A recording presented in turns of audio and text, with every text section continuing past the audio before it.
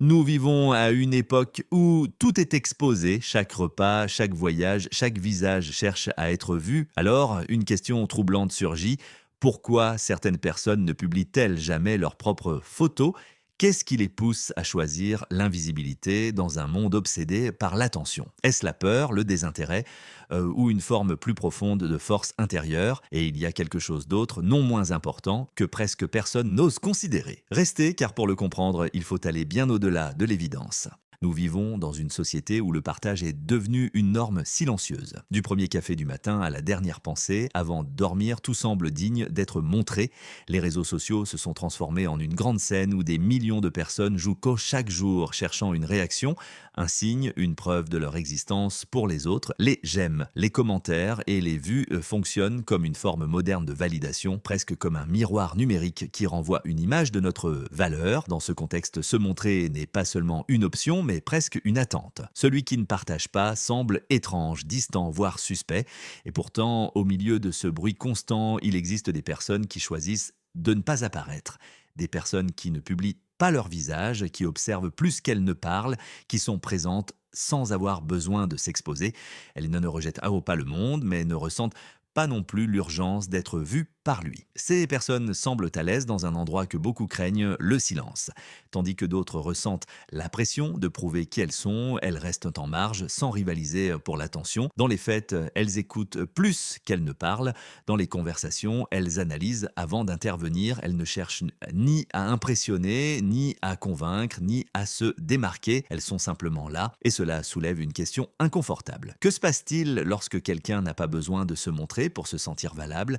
Quel type de relation une personne qui ne dépend pas du regard d'autrui entretient-elle avec elle-même? Peut-être que dans un monde qui confond visibilité et importance, ces personnes révèlent quelque chose d'essentiel sur la véritable sécurité intérieure. Pour le comprendre, il faut d'abord démonter l'une des idées les plus répandues sur ceux qui ne publient jamais leurs photos. Lorsqu'une personne évite de publier des photos ou de rester au centre de l'attention, l'interprétation est souvent immédiate et presque automatique. On pense que cette personne est insécure, timide, antisociale ou qu'elle a un problème avec son image. Et c'est une conclusion confortable mais profondément erronée, car ce qui est souvent interprété comme une faiblesse peut être en réalité une forme très solide de stabilité intérieure. Il existe une croyance selon laquelle se montrer est synonyme de confiance, que celui qui s'expose n'a pas peur et que celui qui se cache dissimule quelque chose. Mais la réalité est plus complexe. Beaucoup de personnes qui publient constamment leur image ne le font pas par sécurité, mais par besoin. Elles ont besoin de confirmation, d'approbation, d'une réponse externe qui leur dit qu'elles vont bien, qu'elles sont importantes,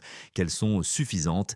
Il n'y a rien d'intrinsèquement mauvais à cela. Tous, à un moment donné, cherchons la connexion, mais en dépendre est une autre chose. Les personnes qui ne publient pas de photos ont souvent trouvé quelque chose que beaucoup recherchent pendant des années, un sentiment de valeur qui ne dépend pas du regard d'autrui. Elles n'ont pas besoin que des inconnus valident leur apparence ou leur identité. Si elles se sentent bien avec elles-mêmes, pourquoi demander confirmation? Si leur idée de qui elles sont est ferme, pourquoi en faire un spectacle? Ces personnes ne se cachent pas, elles ne cherchent tout simplement pas. Elles ne ressentent pas l'urgence de prouver quoi que ce soit, ni de maintenir une image publique constante dans un environnement saturé de comparaison où chaque publication devient une mesure de valeur. Cette attitude est presque révolutionnaire. Cependant, tous ceux qui évitent les projecteurs ne le font pas par confiance. Et c'est là que l'histoire devient plus profonde, car derrière le silence, dans certains cas, il n'y a pas de force, mais un apprentissage. Pour le comprendre, il faut regarder au-delà de la surface et s'immerger dans les expériences qui poussent quelqu'un à se protéger du monde.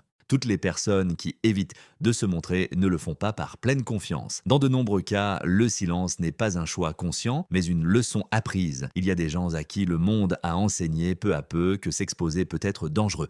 Peut-être ont-ils été trahis par des amis en qui ils avaient confiance.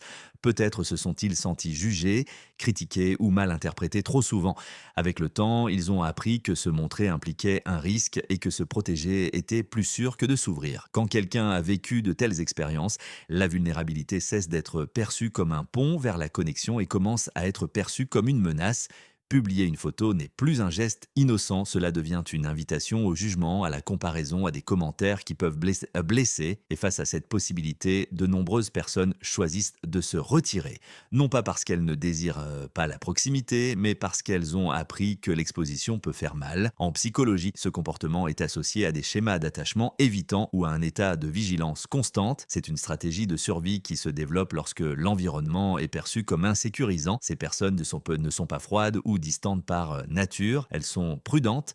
Elles ont appris à observer avant de faire confiance, à mesurer avant de se montrer. Choisir de ne pas publier de photos dans ce contexte est une forme de contrôle sur ce qui est partagé, sur ce qui reste privé, sur les parties de la vie qui sont gardées en sécurité. C'est une manière de préserver la paix intérieure dans un monde qui semble exiger une présence constante. Et ici surgit une question inévitable. Qui peut blâmer quelqu'un de se protéger quand il a appris que le prix de se montrer est trop élevé? Et pour beaucoup, rester en marge n'est pas fuir le monde, mais une forme de survie en son sein. Mais ce n'est pas la seule couche de l'histoire. Il existe une autre raison, encore plus silencieuse, qui explique pourquoi certaines personnes choisissent de ne pas s'exposer. Il existe un trait de personnalité souvent mal interprété dans une culture qui valorise la visibilité constante. L'introversion, les personnes introverties ne rejettent pas les autres, ni n'évitent le contact humain par des intérêts.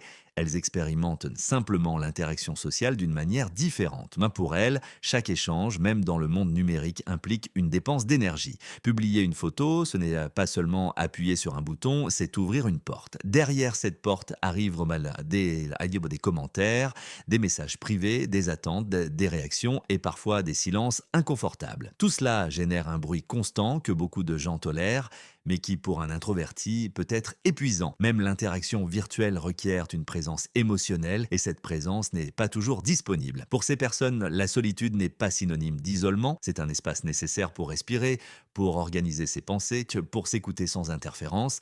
C'est dans le silence que leur esprit s'éclaircit, que la réflexion se transforme en compréhension et où elles récupèrent l'énergie que le monde leur demande sans répit. Choisir de ne pas se montrer est, dans de nombreux cas, une forme d'autoprotection, c'est pourquoi elles restent en arrière-plan. Non pas parce qu'elles se cachent, mais parce qu'elles protègent en quelque chose d'essentiel, leur équilibre intérieur. Dans une société qui glorifie l'extraversion, ce besoin est souvent mal interprété comme de la froideur ou de la distance. Cependant, ce qui se passe réellement est une gestion consciente de ses propres limites. Mais l'histoire ne s'arrête pas là. Il y a des personnes qui ne protègent pas seulement leur énergie, mais quelque chose d'encore plus profond. Pour elles, le problème n'est pas la fatigue, mais l'idée même de transformer l'identité en spectacle. Et c'est là que nous abordons l'une des raisons les plus révélatrices de toutes. Pour certaines personnes, dont la décision de ne pas publier de photos n'a rien à voir avec la peur ou la fatigue, mais avec une position claire face à ce que représentent les réseaux sociaux. Elles veulent voir cet espace pour ce qu'il est, une version soigneusement sélectionnée de la réalité. Une vitrine où ne sont montrés que les moments les plus favorables, les sourires les plus répétés, les images les plus éditées, et elles décident de ne pas participer à ce jeu. Elles ne veulent pas réduire qui elles sont à une image filtrée ou à une phrase spirituelle.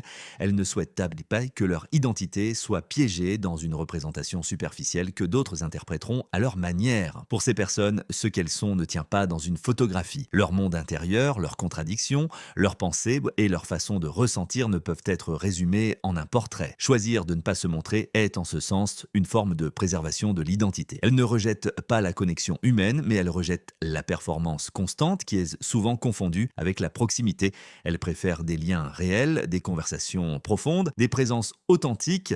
Plutôt que d'être vues de manière incomplète ou déformée, elles choisissent de rester en marge. Cette décision demande du courage. Dans un environnement qui pousse à s'exposer, dire non est un acte de fermeté intérieure. C'est affirmer que sa propre valeur ne dépend pas de l'approbation externe, ni d'un algorithme, ni d'une audience invisible.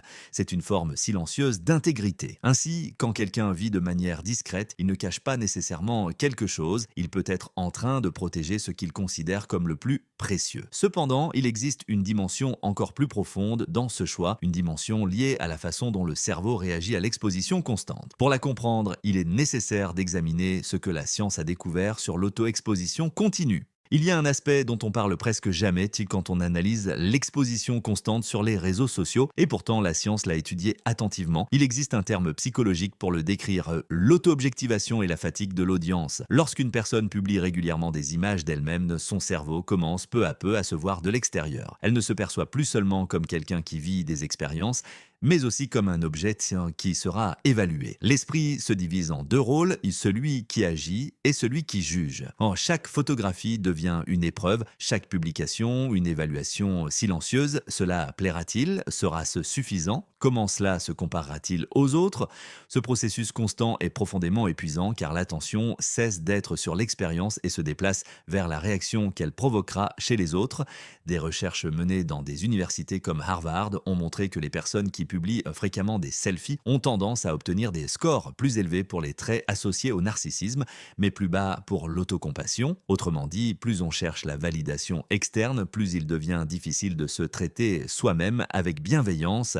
La valeur personnelle commence à dépendre de métriques changeantes et elle ne semble jamais suffisante. Ceux qui ne publient pas de photos ont décidé de sortir de ce cycle. Ils ne permettent pas à un algorithme de déterminer comment ils doivent se sentir avec eux-mêmes.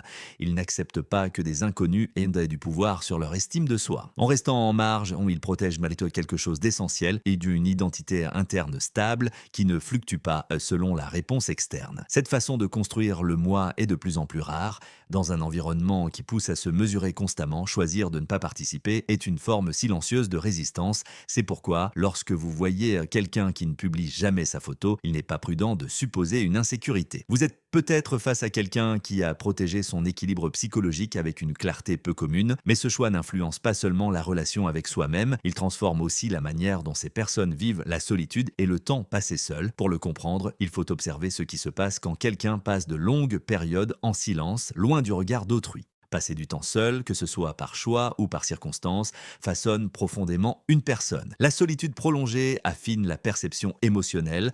Elle permet d'observer les schémas internes, de reconnaître les réactions, de comprendre les silences. Avec le temps, celui qui apprend à être seul développe une sensibilité que beaucoup n'atteignent jamais. Il peut lire une pièce sans mots, capter des tensions invisibles, comprendre des nuances qui passent inaperçues pour les autres. Ce n'est pas un hasard si de nombreux artistes, écrivains et penseurs ont cherché la solitude. Ils y ont trouvé un espace où la créativité respirait sans interruption, où les idées pouvaient mûrir sans hâte. Ces personnes valorisent souvent la profondeur plutôt que la quantité, les conversations significatives plutôt que le bruit social. Elles préfèrent des liens peu nombreux mais authentiques. Cependant, la solitude a aussi un côté moins visible. Tous ne sont pas seuls parce qu'ils l'ont choisi. Certains le sont parce que la vie les y a conduits. Peut-être leur relation était-elle superficielle.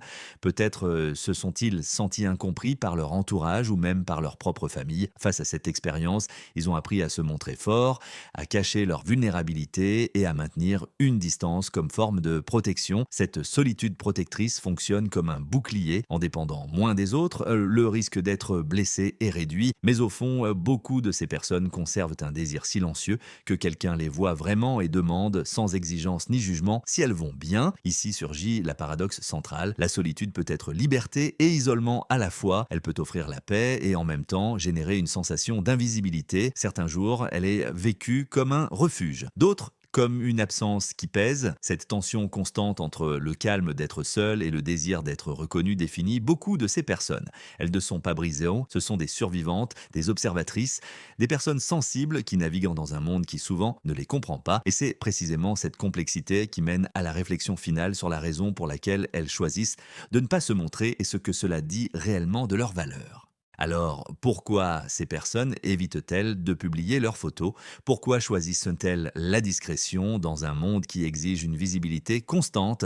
La réponse n'a rien à voir avec l'insécurité ni avec la vanité. Elle a à voir avec la protection de l'espace personnel, de la paix intérieure, d'une authenticité qu'elles ne veulent pas soumettre au jugement permanent des autres.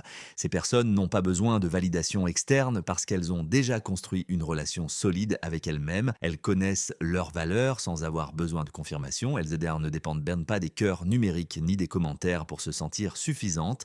Dans une culture qui confond exposition et importance, cette position est profondément puissante. Choisir la solitude, ou du moins la réserve, ne signifie pas rejeter la connexion humaine, cela signifie comprendre quel type de connexion est sain, cela signifie savoir quand se montrer et quand préserver l'intime. Car tout ce qui a de la valeur n'a pas besoin d'être partagé et tout ce qui est authentique ne peut pas être capturé dans une image. La vérité est simple, bien que pas toujours confortable, que quelqu'un recherche de la compagnie ou préfère être seul, aucune de ces choix ne définit sa valeur en tant que personne. Ce qui importe vraiment, c'est de comprendre pourquoi on a besoin de ce dont on a besoin quand la solitude guérit et quand elle protège, quand partager unit et quand cela expose trop. Parfois, comprendre cela permet de vivre avec plus de liberté, de se relier avec plus d'honnêteté et finalement d'être en paix avec soi-même. Et dans ce processus, une révélation silencieuse peut aussi surgir. Le monde attend toujours le vrai soi de chaque personne, ce soi qui, loin du bruit et de la performance constante, a grandi en silence, survivant avec discrétion et apprenant petit à petit à prospérer.